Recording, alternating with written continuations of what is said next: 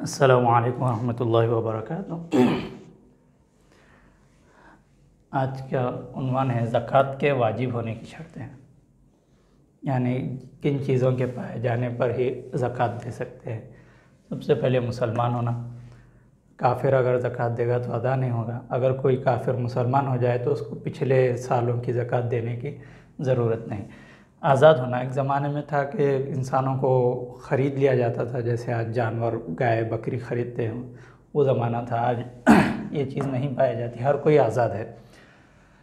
बालिग़ होना। नाबालिग़ है, यानी कभी होता है कि छोटे बच्चों के नाम पर बहुत सारी जायदाद होती है, अगर वो बालिग़ नहीं है तो फिर उस नाबालिग़ बच्चे का माल वैसे ही रहेगा, उसको उसमें से ज़कात निकालने की या उसके माँ बाप को उसमें से ज़कात निकालने की ज़रूरत नहीं। नंबर 4, आक़िल होना। दीवाना अगर है तो आप ज़ाहिर सी बात है कि दीवाने पर शरीयत लागू नहीं होती। निसाब का होना।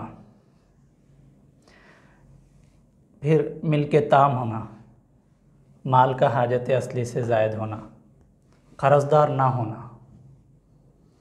निसाब का नामी होना, वो चीज़ बढ़ते रहना। जैसे सोना चांदी है, इनका रेट वो मेरे पास रखी हुई है लेकिन वो रेट बढ़ता जा रहा है, तो ऐसे ही पैसा है, करेंसी जिसको कहा जाता है, ये भी उसी चीज़ में आता है। ये अब तिजारत का माल है, मैं एक चीज़ लाया बेचने के लिए, वो रख दिया, जैसे जैसे साल गुजरते रहता है उसका रेट बढ़ते चले जाता है, तो ऐसे माल को नामी कहते हैं, बढ़ने वाला, नुमो। माल पर कामिल 1 साल गुजरना, ये सारी चीज़ें पाई जाती है तो फिर उस पर ज़कात वाजिब है। अब मुसलमान होना, आज़ाद होना, बालिग़ होना, आक़िल होना, ये आसान चीज़ें हैं, सुनते ही समझ में आ जाता है। निसाब का होना। निसाब किसको कहते हैं मैं आपको बता देता हूँ। हुज़ूर सल्लल्लाहु अलैहि वसल्लम ने फरमाया, हदीस शरीफ है, जिस पर 200 दिरहम हो। दिरहम चांदी के सिक्के को कहा जाता है। 200 दिरहम पर 5 दिरहम। ऐसे ही 20 मिस्काल, मिस्काल यानी सोने का सिक्का, तो 20 मिस्काल पर आधा मिस्काल, तो 20 और आधा यानी 40वां हिस्सा। ये 100 का 2.5, 200 का 5, तो इसमें से भी ये 40वां हिस्सा है 2.5%, और ये 20 में से आधा भी 2.5% या 40वां हिस्सा। जैसे कुल माल का 40वां हिस्सा, या उसको दूसरे अल्फाज में 2.5%, 2.5% भी कहा जा सकता है। अब रही बात असल हदीस के जो अल्फाज है कि 200 दिरहम पर 5 दिरहम, 20 मिस्काल सोने के सिक्कों पर आधा सिक्का, ये असल हदीस है। अब इसकी तहक़ीक़ में जब आते हैं तो ये 200 दिरहम का बनता है चांदी का 425 ग्राम, 285 मिलीग्राम। सोने का बनता है 60 ग्राम, 755 मिलीग्राम। यानी उस वक्त हुज़ूर सल्लल्लाहु अलैहि वसल्लम के ज़माने में कैसे सिक्के थे, कितने वज़न के थे, वो तहक़ीक़ हुई। तहक़ीक़ के बाद लोगों ने डिक्लेयर किया। तो ऐसे ही हम जो सुनते हैं 7.5 तोले सोना, 52.5 तोले चांदी, जो बहुत मशहूर है, पूरे इंडिया में तकरीबन किया जाता है। ये दक्कन अलग एरिया था, यहाँ का तोल अलग था, तो यहाँ के उलमा ने जब उसकी तहक़ीक़ की तो ये 60 ग्राम 755 मिलीग्राम सोना बना, 425 ग्राम 285 मिलीग्राम। और जो ये असल है। फिर तहक़ीक़ में इख्तिलाफ़ आया, तो जो लोग 7.5 तोले 52.5 तोले देते हैं, मर्ज़ी, ये निज़ामिया का फ़तवा है। ये हम शुरू से, क्योंकि यहीं दक्कन के लोग हैं तो इब्तिदा से हम यही निसाब से देते आ रहे हैं। खैर, वो जो जिस अंदाज से देते हैं। अब रही बात, ये तोल समझना है। 1000 मिलीग्राम का 1 ग्राम बनता है। 1000 मिलीग्राम का 1 ग्राम बनता है। फिर 1000 ग्राम का 1 किलोग्राम बनता है। ठीक है, ये हो गया। उसके बाद आप इसमें गौर कर लें। अब रहा ये 1000 ग्राम का 1 किलोग्राम, लेकिन 10 ग्राम का 1 तोला बनता है। यानी 1 किलो में 1000 ग्राम होते हैं और आधा किलो में 500 ग्राम होते हैं। तो तोले कितने आएंगे? 50 तोले। और 1 किलो में 100 तोले होंगे, क्योंकि तोला 10 ग्राम का 1 होता है।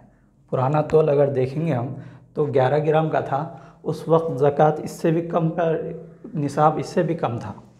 अब देखिए मिसाल के तौर पर मैं आपको समझाता हूँ।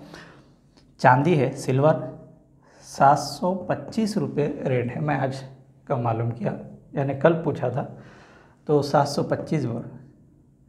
तो अब 42.5 तोले चांदी का रेट क्या होगा? 30,812 रुपये 8 आने। तो ये रहा आपका असल निसाब। जिस शख्स के पास तिजारत का माल है 30,812 रुपये का, या सिर्फ बैंक बैलेंस है 30,812 रुपये। बैंक बैलेंस का मतलब ये नहीं कि बैंक में ही हो, खुद अपने पास है, सो हर काम कर देने के बाद कोई ख़र्जा नहीं, कुछ भी नहीं, बस ऊपर ये एक्स्ट्रा रखे हुए हैं, या सोना चांदी मिलकर इसकी कीमत के बराबर आते हैं। तो ये असल निसाब है 30,812। ये चांदी अगर रेट बढ़ता गया, घटता गया, तो ये निसाब भी चेंज होते जाएगा। तो बहरहाल ये रहा। अब इसको क्या करना है? आसान तरीका। बहुत लोग परेशान होते हैं, इतने तोले सोना है, इतने तोले चांदी है, कैसा निकालना हम, कैसा, बहुत परेशान होते हैं। 2.5% कैसा निकालें, 40वां हिस्सा कैसा निकालें? 40वां हिस्सा कहा गया तो फिर 40 से डिवाइड कर दो आप। तो 30,812 के ज़कात निकलती है 770। सिंपल है। मिसाल के तौर पर मैं आपको बता दूं, कुल माल की कीमत, आपके पास सोना भी है उसकी कितनी कीमत है, चांदी भी है उसकी भी कीमत देख लें, बैंक में आपके पास कितना पैसा रखा हुआ है वो भी देख लें। अगर आप तिजारत करते हैं, बिज़नेस करते हैं, तो बिज़नेस का जितना माल रखा हुआ है वो सारे माल की कीमत सब टोटली जमा कर लें। एक मिसाल के 10 लाख रुपए आपके पास हो रहे हैं कुल माल की कीमत। अब यहाँ पे देखिए, कर्जदार ना होना, और फिर कर्जा बाकी है 2.5 लाख रुपए। तो ये कुल माल की कीमत, जो माल बढ़ता है, जैसे सोना, चांदी और तिजारत का माल, तो वो टोटल मैंने कर लिया। यानी मेरे पास सोना चांदी भी था, थोड़ा सा माल था, थोड़ा बैंक बैलेंस था, बॉन्ड्स थे, फला जगह फिक्स डिपॉज़िट था, और दीगर अलग अलग नामों से हम कहीं बैंक में रखे रहते हैं। पैसा तो अपना ही है, तो फिर माल भी अपना ही है। तो कुल कीमत ये बन गई। अब रही क़र्ज़। मेरे पास 10 लाख रुपए हैं, देना मुझे किसी को क़र्ज़ अदा करना है 2.5 लाख रुपए। तो 10 लाख में से 2.5 लाख मैं निकाल दूंगा, माइनस कर दूंगा, तो मेरे पास बचेंगे 7.5 लाख रुपए। अब ये 7.5 लाख को हम 40 से डिवाइड करेंगे, यानी 7.5 लाख निसाब है, 40 ये उसकी मकदार है, 2.5% मकदार है। फिर जब इसको 7.5 लाख को 40 से डिवाइड किया जाता है, तकसीम किया जाता है, तो 18,750 रुपये ज़कात निकलती है। 7.5 लाख में 18,750, इसको कहते हैं हम निसाब। और उसका तरीक़ा, या आपको किराया देने का था, या किसी को कुछ इंस्टॉलमेंट पे पैसे लिए, कोई चीज़ लिए, उसको पैसे अदा करना है, तो कितने बनना है। मैं एक 10,000 की चीज़ लिया था, अभी 5,000 बाकी है, तो ये भी क़र्ज़ी है। मैं एक गाड़ी लिया था, अब देखिए 10 लाख रुपए मेरे पास है, मेरे को इंस्टॉलमेंट अभी बनने का है 5 लाख, उसको धीरे धीरे बनूंगा, मगर वो 5 लाख क़र्ज़ आए, तो अब 5 लाख माइनस कर दीजिए, 5 लाख बचते हैं। 5 लाख हालांकि आप बाद में दे रहे, धीरे धीरे क़र्ज़ हो, कोई बात नहीं, लेकिन 5 लाख इसमें से निकाल देना चाहिए। इसमें से 3 चीज़ें थी, निसाब, हाजत असली, मिल्कियत। अब ये निसाब तो ये समझ गए, और ये जो इख्तिलाफ है वो छोड़ दीजिए।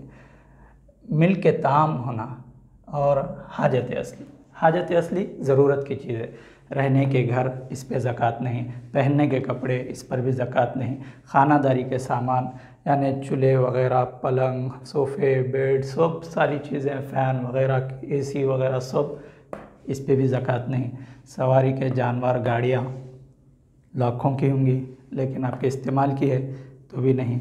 यानी आप अगर ये आप घर एक घर किराए का है, आप किराए को दे हुए हैं, उसका किराया आता है, उस घर पर भी आपको ज़कात नहीं है। लेकिन आप घर ख़रीदते हैं बेचते हैं, ख़रीदते हैं बेचते हैं, तो वो तिजारत का घर हो गया, तिजारत का माल बन गया, तो उस घर की कीमत पर आपको ज़कात निकालना चाहिए। घर की कीमत क्या है, उसका 40वां हिस्सा डिवाइड करके आपको निकालना चाहिए। कपड़े पहनने के हैं तो ज़कात नहीं, लेकिन आपकी कपड़ों की दुकान है, आप बेच रहे हैं, तो सारे कपड़ों का रेट डाल के आप जो है ना उसकी ज़कात निकालना चाहिए। घर का सामान है, कोई बात नहीं, सप्लाइंग का सामान है, वो बेचते नहीं, सिर्फ किराए को देते हैं, तो उस पर भी ज़कात नहीं। सिर्फ गाड़ियाँ हैं, किराए पर भी देते हैं, बहुत सारे लोग लारियाँ देते हैं, कार वगैरह देते हैं, किराए को अगर देंगे तो उस पर ज़कात नहीं है। लेकिन आपका गाड़ियों का शोरूम है, आप गाड़ियाँ बेचते हैं, ख़रीदते हैं, सेकेंड हैंड लेके बेचते हैं, तो वो भी तिजारत ही कहलाएगा और उसमें भी ज़कात वाजिब होगी। किराए पर देने पर नहीं, लेकिन बेचने पर उन तमाम का रेट मालूम करके उसके हिसाब से ज़कात निकालना चाहिए। अहल वयाल के गले कोई चावल उतार लेता है, साल भर का मिर्ची नमक सब भरा हुआ है, इस पर भी ज़कात नहीं, क्योंकि ये तो इस्तेमाल की चीज़ है। सोने चांदी के सिवा अब आपके पास तांबे पित्तल वगैरह के ऐसे ऐसी चीज़ें बनी हुई है, कई शो को ऐसे बना के लगा देते हैं, एक से एक डेकोरेशन कर देते हैं, लेकिन वो सोने चांदी की नहीं है, तो उन चीज़ों पर भी अगरचे के बहुत महंगे, उन चीज़ों पर भी ज़कात वाजिब नहीं है। वो किताबें जो तिजारत की नहीं, पढ़ने के लिए बहुत सारे एडवोकेट्स है, उलमा है, अलमारियों के अलमारियाँ भरी हुई रहती है, जिसकी मकदार देखें तो आप लाखों के ऊपर भी चले जाती है, लेकिन वो लोग पढ़ने के लिए लाए हैं, यानी उनके इस्तेमाल की है, बेचने की नहीं है, तो उस पर भी ज़कात वाजिब नहीं। पेशावरों के आलात, बड़ाई है, ऐसे ही बड़े बड़े कंपनियाँ होते हैं, उनकी बड़ी बड़ी मशीनें होती हैं, वो मशीनें करोड़ों रुपए की होती है, लेकिन वो मशीन आप यूज़ कर रहे हैं, बेच नहीं रहे हैं। इस्तेमाल और तिजारत में बहुत बड़ा फ़र्क है ना।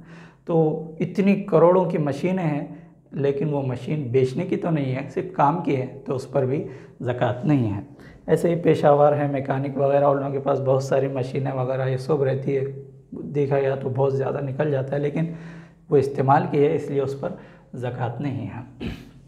मिल्कियत ताम होना, यानी मिल्कियत पूरी तरह होना, मैं किसी चीज़ का मालिक हूँ तो टोटली मैं उस पर मालिक होना, जिस पर मिल्क और कब्ज़ा दोनों हो। यानी मैं मालिक होना और चीज़ है, किसी चीज़ का वो चीज़ मेरे कब्ज़े में होना अलग चीज़ है।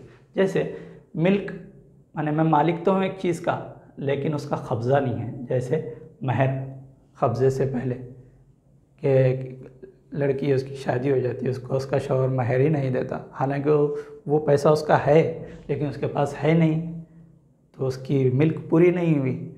उन्हें इतने पैसों की मालिक तो है, लेकिन उसके कब्ज़े में आज तक आया नहीं वो महर। जब आएगा तो जब ज़कात देंगे, साल शुरू होगा वहाँ से।